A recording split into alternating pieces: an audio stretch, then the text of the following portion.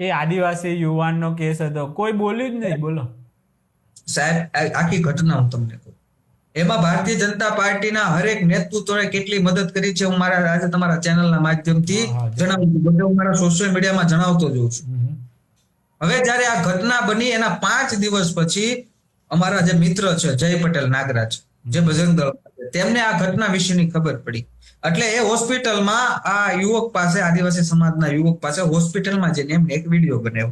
હવે જેવો વિડીયો એને અપલોડ કર્યો એટલે મેં તરત જયભાઈને ફોન કર્યો કે જયભાઈ આ વિષય શું છે? મને કે આવે આવો વિષય છે. બધું સારું, કઈ વાંધો નહીં. અને આમાં આપણે છેક સુધી આ પીડિત પરિવારનો સાથ છોડવાનો થતો નથી. આના માટે આપણે જે પણ કરવું પડે એ જયભાઈ કરવાનું છે. એટલે તાત્કાલિક મેં એમનો ફોન મૂકી અને એ વિડીયો મેં મારી ચેનલમાં મેં મારા ફેસબુકમાં લઈને મેં પણ એ પણ બનાવીને અપલોડ કર્યો. અપલોડ થઈ ગયા પછી મેં સીધા તેમના ડીવાયએસપી સાહેબ જે છે નવસારીના સંજય રાય સાહેબને ફોન કર્યો. સાહેબ આવી આ ઘટના છે કે આ મને ખબર છે અને એમાં 3 આરોપી એમ કંઈક પકડ્યા છે ને એમાં 2 સગીર છે, પરંતુ આ એસસી એક્ટ લાગ્યો હોવાથી આમની તપાસ એ વિભાગના ડીવાયએસપી ચાંદુ સાહેબ કરીને કોઈ કરી રહ્યા છે. એટલે મેં ચાંદુ સાહેબને પણ આ બાબતે જાણ કરી. પછી આ વિડીયો મેં વલસાડના સાંસદ ધવલભાઈ પટેલને મોકલ્યો. મેં કીધું ધવલભાઈ આ આવી ઘટના બની છે, તમારા ધ્યાનમાં આ ઘટના મૂકું છું. એટલે એમનો સીધો મારી સાથે વાત થઈ ગઈ કે કઈ વાંધો નહીં, ચિંતા કરવાની જરૂર નથી, આમને જે પણ પીડિત પરિવારને ન્યાય અપાવવાનો છે એમાં આપણે અપાવશું. પછી વલસાડના સાંસદ ધવલભાઈ પટેલે પીડિત પરિવારના યુવકની શમશાન યાત્રામાં ગયા. ત્યાં એમના પીડિત પરિવારના આ યુવક જેમની હત્યા વિધર્મીઓ કરી હતી તેમને કાંધ આપી શમશાન યાત્રામાં, અને એમના પરિવારને જેટલું પણ રાશન જોતું હતું એ રાશન પણ ધવલભાઈ પટેલે ત્યાં પહોંચાડી દીધું. પછી આ બાબતે મેં આપણા કેન્દ્રીય મંત્રી CR પાટીલ સાહેબને પણ જાણ કરી ફોનના માધ્યમથી. આવો એક બન્યો છે. એટલે એવું કીધું કે હા મને વિષય ધ્યાનમાં છે અને ધવલ સાથે મારે આ બાબતે ચર્ચા થઈ ચૂકી છે. આ બાબતે મેં હર્ષભાઈ સંઘવીને પણ ફોન કર્યો છે. એમને પણ આ બાતમાં ધ્યાન કર્યું કે આ વિષય ધ્યાનમાં છે. સાહેબ આ ઓન ધ સ્પોટ મારી પાસે જે પણ આ કોંગ્રેસના સમચાવો હોય કે આમ આદમી પાર્ટીના ગોપાલના પાગ્યાઓ હોય એને ખોટું લાગતું હોય તો આપણી ઓફિસ છે મોટા વરાછાની અંદર, ત્યાં આવીને મારી પાસે ત્યાં સબૂત લઈ જાય. મારા ફોનમાં કોલ હિસ્ટ્રી છે, વાત કરેલી છે. એટલે એમને કોઈને એવો વ્યામ હોય કે ફાંકા ફોજદારી કરે છે તો એમને અહીંયા આવીને સબૂત જોઈ લેવાની છૂટ છે. તમે કોઈ MLA નથી, તમે આમ બીજા તો શું સમજતા કે તમે ગોપાલની જેમ ખાલી વિડીયો બનાવો છો, પેલો ગોપાલને વિડીયો બનાવે તમે, પણ જો તમે આટલું કામ તમારું પોતાનું પણ ગણાઈ શકો છો કે આ ઘટનામાં મેં આટલી મહેનત કરી છે. જ્યારે આ આટલા MLA બની જાય તો એની પાસે ગણાવવા માટે કાંઈ હોતું નથી. વિડીયો બનાવી દીધો, વાર્તા પૂરી થઈ ગઈ. આવું તમે પણ કરી શકતા હતા, પણ તમે એવી છટકી ના ગયા. હું કામ કરું છું મારા દિલના સંતોષ માટે, મારા મનને સંતોષ મળે કે હા મેં એક સારું કામ કર્યું. હું એના માટે કામ કરું છું, હું દેખાડવા માટે કામ કરતો નથી. આ તો આ ગુજરાતની જનતાને જાણ થાય કે ભારતીય જનતા પાર્ટીનો કાર્યકર્તા કોઈ પણ જગ્યાએ કોઈ પણ ખોટી ફાકા ફોજદારી કર્યા સિવાય ગ્રાઉન્ડ લેવલ ઉપર આટલું કામ કરી રહ્યા છે.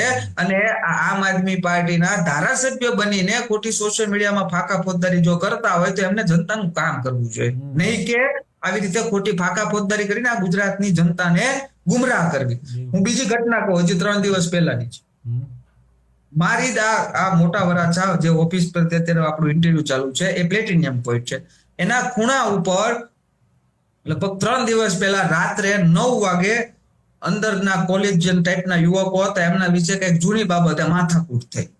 એટલે અમુક 10 થી 15 લોકો એમનો જે ધોકા આ તે લઈને આવીને અહીંયા જાહેરમાં મારામારી થઈ. બરાબર હું ઓફિસનો દાદરો ઓલી બાજુથી ચડતો હતો એટલે લોકો દોડ્યા એટલે હું પણ દોડીને ગયો. એ ટાઈમમાં મારા ફોનની અંદર બેટરી સાવ લો હતી, વિડીયો ઉતરી શકે નતો, પરંતુ ત્યાં એક ભાઈ વિડીયો ઉતારતા હતા, એક છોકરો વિડીયો ઉતારતો.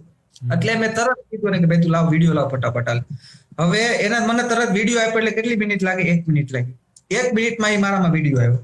એની આવતાની સાથે જ મેં બીજી મિનિટે ઉત્તરાયણના PI બારડ સાહેબને વિડીયો મેં મોકલ્યો. મેં એમને ફોન કર્યો બીજી મિનિટે કે સાહેબ હવે આવી ઘટના બની છે પ્લેટિનિયમ પોઈન્ટમાં. ઓકે, મને કે કઈ વાંધો નહીં. મને કે કઈ વિડીયો મેં કીધું આ સાહેબને મોકલ્યો છે. 8 મિનિટ પછી પોલીસની 3 ગાડીઓ અહીંયા આવી ગઈ. વિડીયો સોશિયલ મીડિયામાં ક્યાંય પણ વાયરલ કરવામાં નહોતો આવ્યો, કોઈ પણ આપવામાં નહોતો આવ્યો, પીએ સાહેબને આપવામાં આવ્યો, અને બીજા જ દિવસે 11 વાગે એ ધોકા ઉડાડનારા એ આવારા તત્વોનું પોલીસે સર્કસ કાઢ્યું. મારો કહેવાનો મતલબ એ છે કે આ જે લોકો પોલીસ ઉપર આક્ષેપો કરે છે ને કે પોલીસ આ સોશિયલ મીડિયામાં વાયરલ થાય અને આવી ઘટનાઓ ઉપર ઓલું કરતી હોય છે, તો આ પોલીસનું આ પણ એક પાસું છે કે કોઈ ઘટના વાયરલ નથી, કોઈ ન્યૂઝ ચેનલમાં ઘટના નથી આવી, છતાં પણ તાત્કાલિકના ધોરણે એક્શન લઈને યોગ્ય કાર્યવાહી કરી છે. આ પછી મીડિયામાં એ ઘટના બની પછી વિડીયો આપવામાં આવ્યા, પણ ત્યાં સુધી આ વિડીયો કોઈ પાસે હતા નહીં, મારી પાસે હતો અને મેં પીઆઈ સાહેબને મોકલ્યો હતો. જો આટલું સરસ કામ આ પોલીસ કરતી હોય છતાં પણ આ લોકો પોલીસ ઉપર આક્ષેપો કરે છે. વાત આપને ત્યાં કહેવાની છે, હા માની દો અમુક હશે, કોઈ એવો લોકો હોઈ શકે, તો એના માટે ઘટના બને, આટલા બધા કેટલા લાખો પોઈન્ટ હોય ને કઈ ને કઈ આવું થઈએ કે એમની આખો કેટલા કલાકની જોબ હોય છે, ઘણું બધું ભારણ હોય, કોઈ વખત ડિસરિસ્પેક્ટ બી થઈ જાય, આવું બધું લેટ ગો કરતા શીખવું પડે જનતાએ. પછી પ્રતિકભાઈ મારું કહેવાનું આ જે હું વાત કરી રહ્યો છું એનું મારું કહેવાનું ગુજરાતની જનતાને એટલું છે કે જો તમે ખુદ જાગૃત બનીને આ બાબતની માહિતી તમે પોલીસને આપશો તો પોલીસ કામ કરશે, પણ તમારે સોશિયલ મીડિયામાં જઈને ખોટા વિડીયો ઉતારીને ફાંકા ફોજદારી કરવી છે કે હું આમ કરી નાખું, અહીંયા આમ ચાલે છે. ભાઈ તારે વિડીયો નથી બનાવવા, તું પેલા જાગૃત બન, તું તારામાં એટલી હિંમત લાવ કે તું ખુદ આ કરી શકે છો. એના માટે તારે કોઈ ધારાસભ્યની જરૂર નથી ભાઈ, એના માટે તારે કોઈ લેબલની પણ જરૂર નથી. તું તારામાં ખુદ જાગૃતતા હશે તો તું કરી શકીશ, તારે ક્યાં કરવું છે. પણ પછી તારે આ વિડીયોના માધ્યમથી આ વિડીયો ઉતારીને સોશિયલ મીડિયાની અંદર ફોલોવર વધી ગયા અને પછી તારે બીજાને દબાવીને ખંડણી જ માંગવી છે તો રહેવા દેજે. આમ આદમી પાર્ટીના ખપાટિયાઓનું કામ મોટા ભાગનાનું આ છે કે સોશિયલ મીડિયામાં ઓલા બિચારા લોકો બદનામ થવાના ડરથી 2-5 હજાર આપી દે, આને એમ થાય 2-5 હજાર આવી ગયા, આ ધંધો કરાય. આવા ઘણા છે. આ ખંડણીમાં જે પકડાય છે આપ્યા મફતિયા, એ આ કારણે તો પકડાય છે. અને ઓલે આમ આદમી પાર્ટીના નેતાઓને આવા જ જોઈએ છે, મફતમાં કોઈ કામ તો કરવું જોઈએ ને. ભલે ને 4-5 હજાર લઈ આવતા ખંડણીમાં, આપણે પાર્ટીમાં કાઢી મૂકશું તો બીજી વાર ખંડણી નહીં માગે ને, ઘર તો આંકવા દેવું પડે ને. તો સેવાનું કામ તો આમે કરે છે એ લોકો આ હિસાબે. ના કામ તો થતા જ હોય છે, કારણ કે તમે પોલીસમાં ને એમાં કઈ વાયરલ બધા કરીએ ના કે વાયરલ કરવાનું ને એવું બધું, પણ તો એ પોલીસ આખો દિવસ કામ તો કરતી જ હશે ને. કેટલું કામ થતું હોય ત્યારે માંડ આટલું કંટ્રોલમાં આવ્યું હોય. બાકી તમે વિચાર કરો, પહેલા તો લતીફ ને આ ને તે ને કેટલી ગુંડારાજ ને હતું ને, પછી આ વિધર્મીઓનું એટલું એ થતું, તો એના કારણે અમદાવાદ તો આમ બંધ જ રહેતું હોય, આમ જોવું પડે જવા માટે કે આજે બંધ નથી ને રમખાણોના કારણે. આ તો છે ને, આ તો આપણે કહેવાય ને, આ તો એક હસવાની વાત છે. હસવાની વાત કરું છું. આ આમ આદમી પાર્ટીના કાર્યકર્તાઓ, આ કોંગ્રેસના કાર્યકર્તાઓ જે સોશિયલ મીડિયામાં ખૂબ મોટી ફાંકા ફોજદારી કરે છે. હું તો ઓલી વખતે આપણે વાત થઈ 4-5 આપ્યાઓની વાત કરતો હતો, પણ આને છે ને 15-20 બસો ભરી અને બંગાળમાં અઠવાડિયું છે ને અલગ અલગ વિસ્તારમાં મૂક્યાવાની જરૂર છે.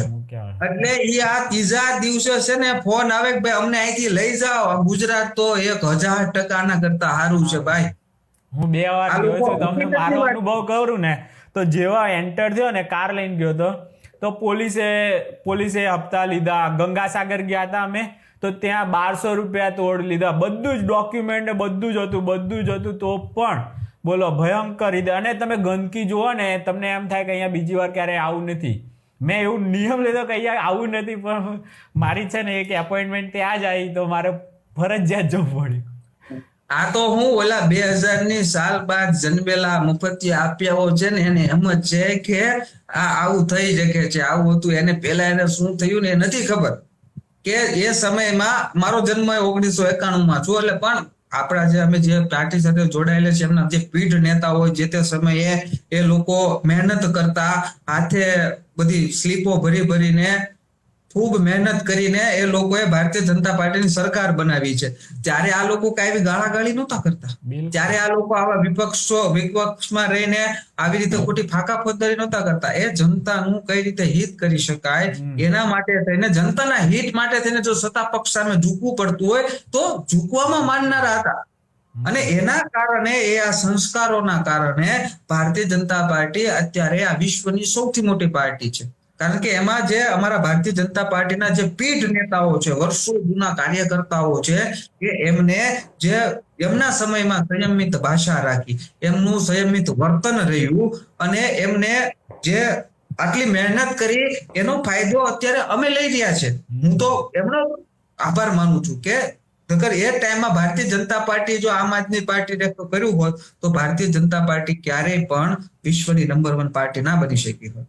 એ આ લોકોને નથી ખબર પડતી. આ લોકો તો હું સોશિયલ મીડિયાના જમાનામાં જન્મેલા માણસો છે. એટલે 2000ની સાલ પછી તો સોશિયલ મીડિયાનો જમાનો વધારે આવ્યો, ધીરે ધીરે કરતો, અને એ જ મોટા ભાગના આમ આદમી પાર્ટીમાં જય ગોપાલ જય ગોપાલ જય ગોપાલ કરી રહ્યા છે.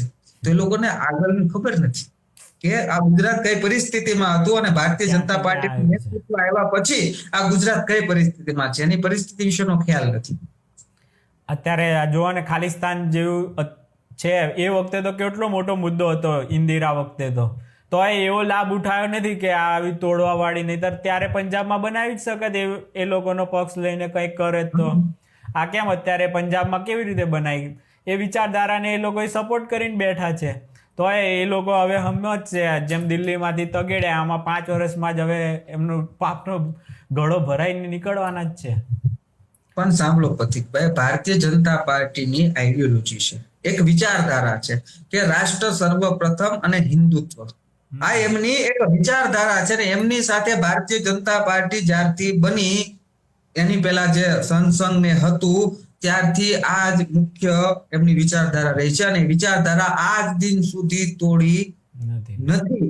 અને એના જ કારણે આ ભારતીય જનતા પાર્ટી દિવસે ને દિવસે આગળ વધી રહી છે. કારણ કે કોઈ પાર્ટીની વિચારધારા તો હોવી જોઈએ ને. અને આ આમ આદમી પાર્ટીની વિચારધારા શું છે એ તમે આમ આદમી પાર્ટીના નેતા ગોપાલ ઇટાલિયાને પૂછો ને, કે અરવિંદ કેજરીવાલને પૂછો, તો એને નહીં ખબર એમ કે અમારી આમ આદમી પાર્ટીની વિચારધારા છે ઈમાનદારી, ક્રાંતિકારી. અરે ઈમાનદારીની વિચારધારા છે તમારી આખી આમ આદમી પાર્ટી ભ્રષ્ટાચારના કેસમાં 6 મહિના 8 મહિના જેલમાં રહીને અત્યારે જામીન ઉપર બહાર છો, અને તમારી વિચારધારા ઈમાનદારીની કઈ રીતે?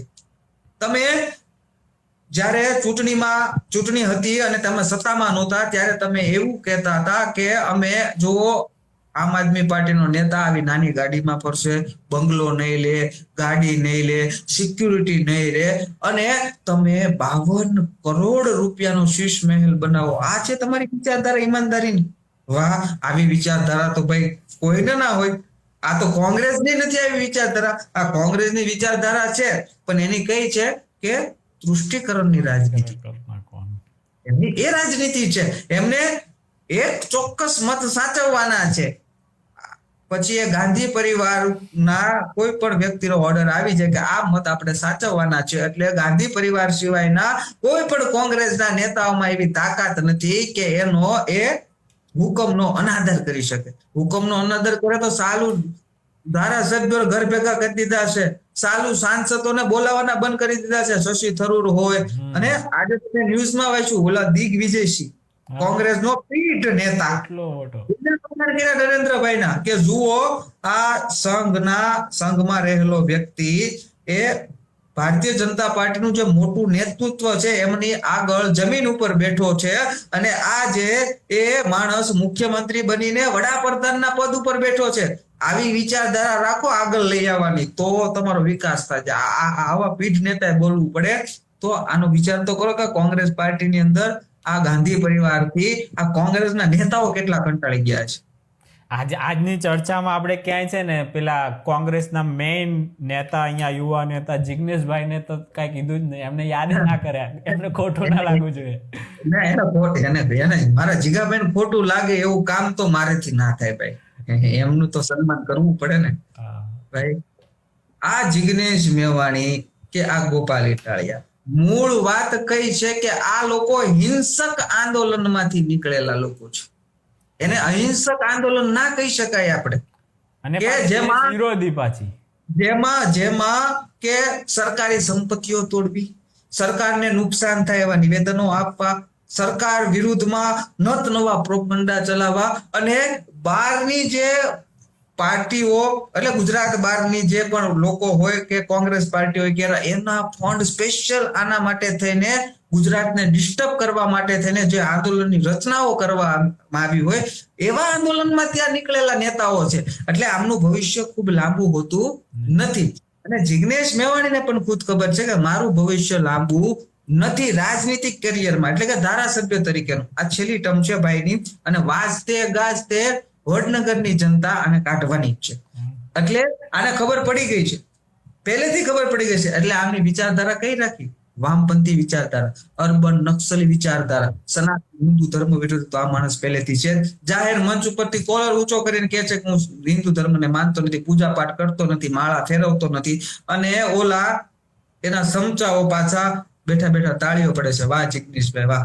હવે તું માનતો જ નથી સનાતન હિન્દુ ધર્મને, તો અમારે તને એક હિસાબથી ગણિત લેવાનો હોય ભાઈ કે તું કોણ છો. હમણાં જ બહુચર માતાના મંદિરમાં ગયો તો દર્શન ના કર્યા, બોલો. દર્શન ના કર્યા, ચાલો માની લો દર્શન ના કર્યા, જય પણ ના બોલાવી.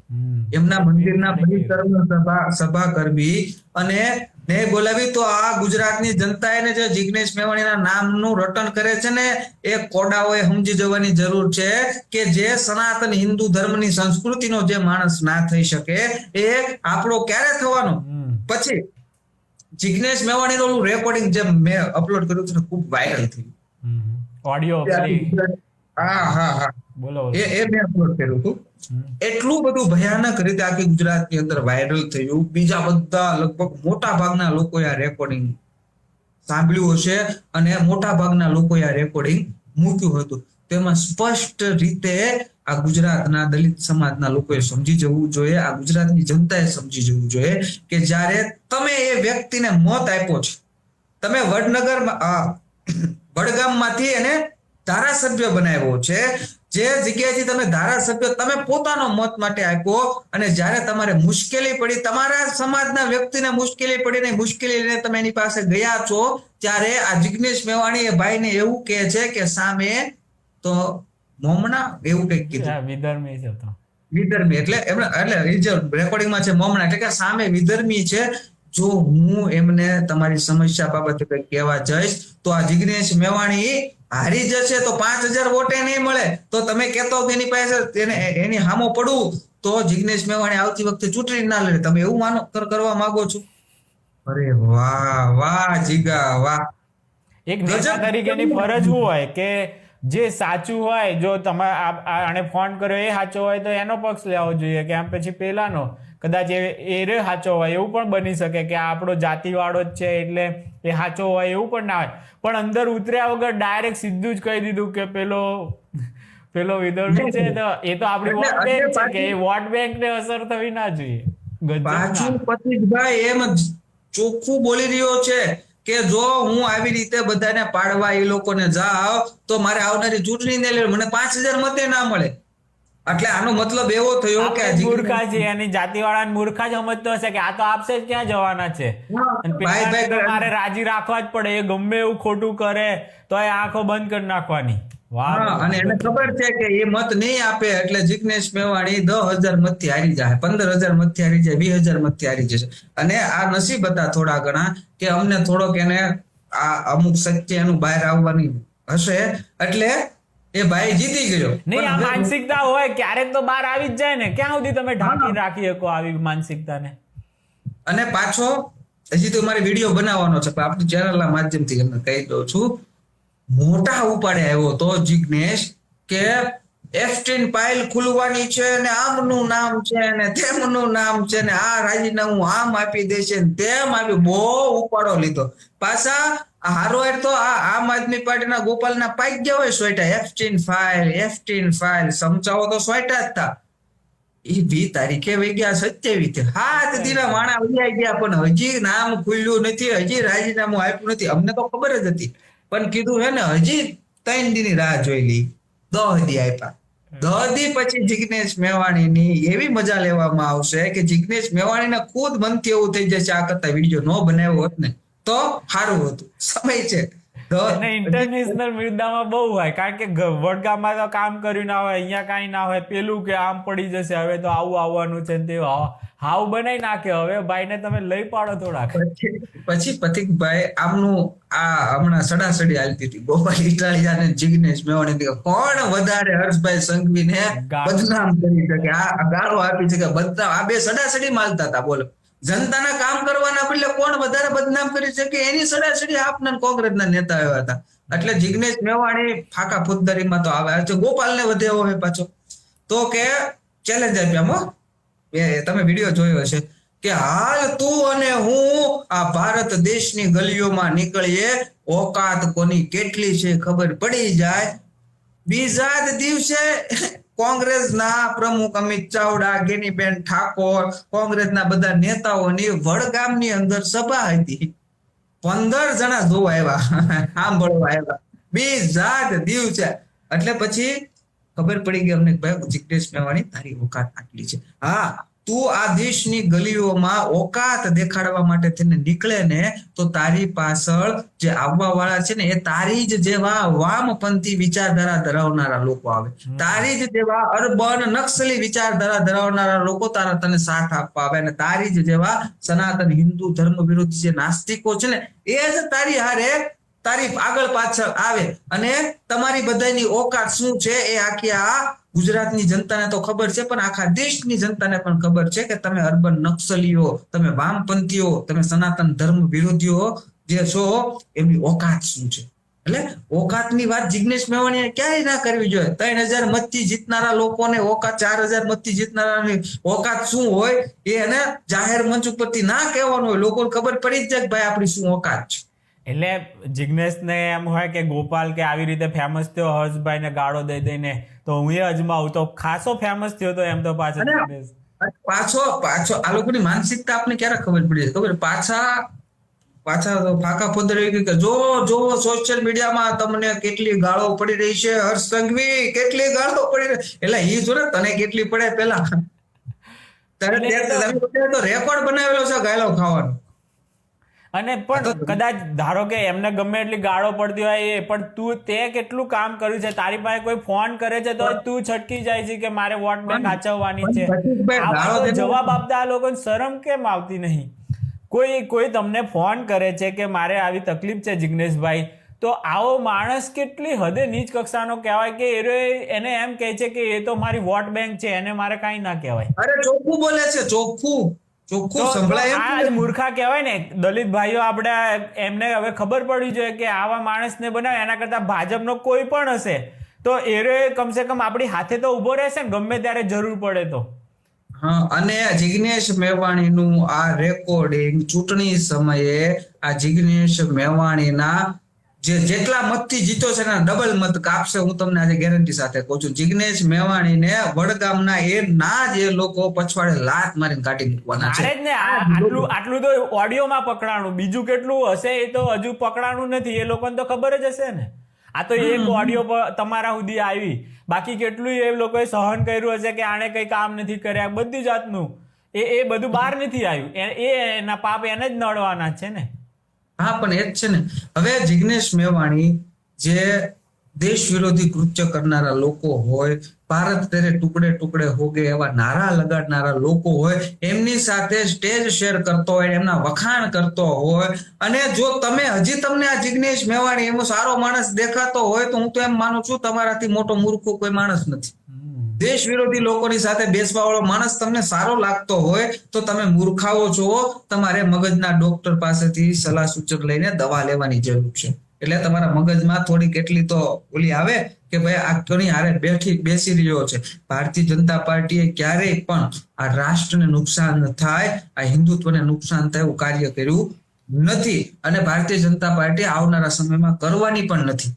કારણ કે એમની વિચારધારા છે, જેમની વિચારધારા એમનું કલ્યાણ કરવાની હોય એ વ્યક્તિ ક્યારેય પણ કે એ પાર્ટી ક્યારેય પણ એમાં અહિત થતું હોય એવું ના કરે.